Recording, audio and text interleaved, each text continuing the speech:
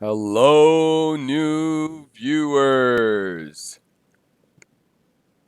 Welcome. You are my favorite viewers. The new viewers. The old viewers could go screw themselves, right? Am I right? It's the new viewers. Oh, you new viewers. You're like delicate snowflakes that are landing on my tongue. That might not be the right metaphor to keep you around. But anyway, you should hold on for a second, you guys. It'll be okay. Um, all right, progressive libertarianism 8.0. What's that mean? I'm not going into that this time.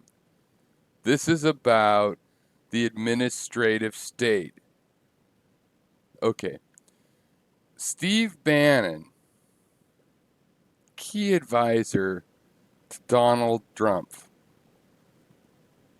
said that what their goal was, one of the main precepts of the administration was the deconstructions.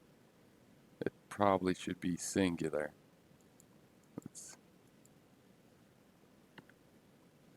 I can't change it right now.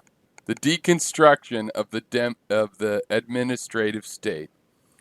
Now the problem is right now with COVID, we see exactly what the administrative state is supposed to do: administrate in an emergency that requires a central type of administration.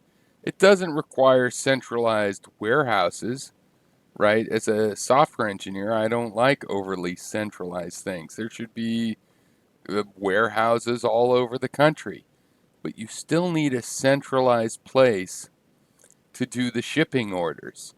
And when Trump says, "Oh, we're not the shipping order people," well, there's the largest number of shipping order agents employed in the United States is the executive branch. 6,000 shipping agents. I looked it up. So they are kind of good at being shipping agents. It's the administrative state that Bannon wanted to deconstruct. That's exactly what we need right now. And we need it in time of war, and we need it in all kinds of crisis and even in ordinary times, but certainly in crisis. And if the government has to save capitalism every time there's a crisis, then government is the thing that's reliable. It's the thing that's doing all the saving, and you just have to admit it, or else figure out another way to get saved. All right, another thing I wanted to mention is that there was this Project Air Bridge. Now, the air bridge is this idea that instead of having an empire where we actually own states, we would just have bases, air strip bases all across the world so we can fly supplies to and from anywhere in the world.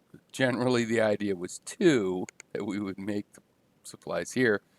But in this COVID case, we're using that air bridge to bring supplies from around the world. They brought these supplies a couple days ago from around the world to America, and what did they do? They gave them to private companies to sell to hospitals, and those private companies are creating a bidding war that the hospitals are describing as, an eBay type experience. And if that's not bad enough, if you have some sort of free market religion that tells you that's okay, some of these products, the winning bids, are not even in the United States. So the United States military is bringing product to the United States, letting the private industry distribute that, which might be okay if it was going to people in the United States, and then some of those sales are going overseas. They're not even going to the United States. So the U.S. military has used the air bridge to bring in supplies to the United States, and then we mail them out to the rest of the world. That's ridiculous. You have to be able to see that that's ridiculous. If you support Trump, you still need to see that that's ridiculous and maybe just, I don't know, pretend that it's not Trump's fault or something. It's somebody else's fault. It's not okay, is the point. All right, now the other thing is COVID conspiracy theories. I'm sick of them. I'm sick of all conspiracy theories. I used to find that conspiracy theories endearing and all the rest, but you guys are fucking up the country. Now, one is that COVID is made on purpose. Very doubtful. Now, it could be true, and we will find out in the long run. People that actually follow the news that the scientists and investigative journalists do after the fact for 10 or maybe 20 years will find out the truth. I don't think it was made on purpose. Another theory is that it simply escaped from the lab. Now, that's more likely.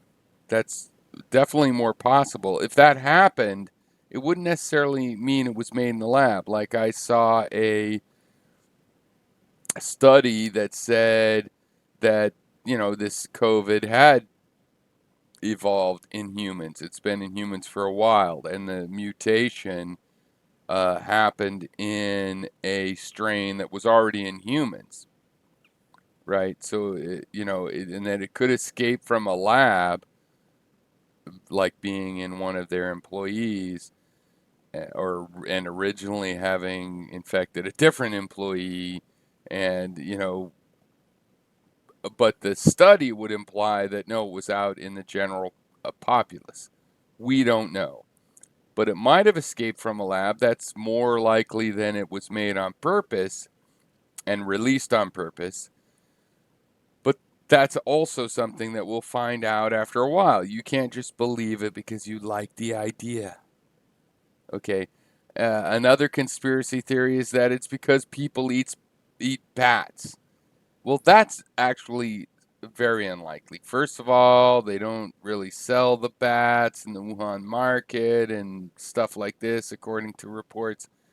And just in general, you need to realize that when these germs jump from species to species, it's not just because you eat that species, it's because that species is around. Like there's a million bats in Austin, Texas, and you can go there, and at sunset you can watch them all fly out from underneath one of their bridges and stuff like this. Now, if those bats get a disease, nobody in Austin needs to eat that. There's bat shit all over. Hello? It's from the proximity to animals, and unless you want to kill off all the animals, this is something you're going to have to deal with, and you can't just blame it on, oh, people shouldn't eat bats or dogs. That's not what's going on. Now, the economic impact.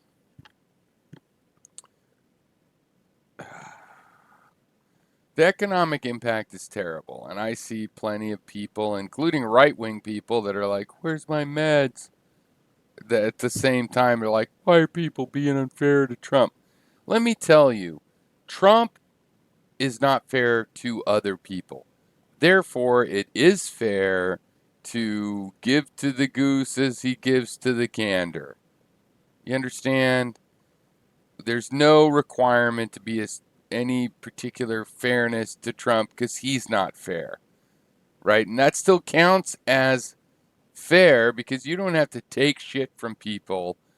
Like if somebody gives you shit that is unfair and makes no sense and is not decent, you don't have to just take it and go, yeah, well, what I am always. No, you can say you have orange skin and tiny hands and probably a small dick. You can say that. That's okay. Now, the economic impact of all of this is obviously terrible on a lot of people. I wish it wasn't happening. There's no benefit to it whatsoever.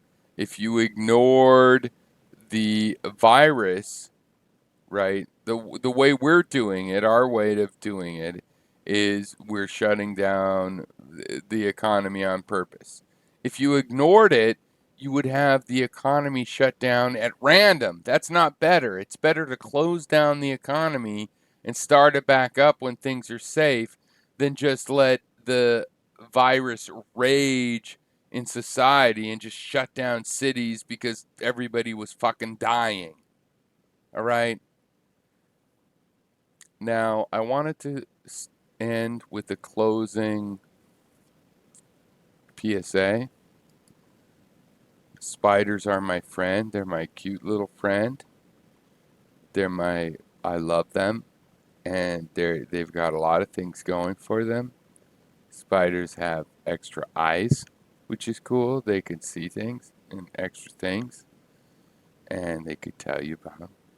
And spiders are very thoughtful. They think about things. They stop. They contemplate. They look at things. If you put a little thing out there and don't scare the spider, but you put the thing out there and the spider happens to run along, it will check that thing out and go, oh, hey, what's this thing? And spiders like little water drop hatlets, or at least if they don't like them, they still wear them. And, they're my cute little friend. And they should be your little friend too. Love spiders. They're our cute little friends. Thank you.